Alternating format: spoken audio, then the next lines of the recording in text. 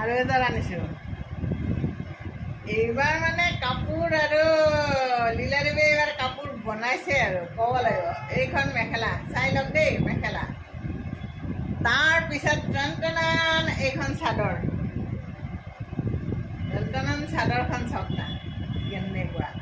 ইয়াৰ blouse আৰু side পাৰি, blouse পিছত থাকিব এইকেইটা ছাইড পাৰি পিংক। এই কাপোৰযোৰ আপুনি লওক। আৰু ডাঙৰ কথা কি জানে, এই চাদৰকেইখন আপুনি ছিংগল চাদৰ যে আপুনি বজাৰত কিনিব পায়, এতিয়া আপুনি ছিংগল চাদৰ আৰু নিকিনিলে হ'ল।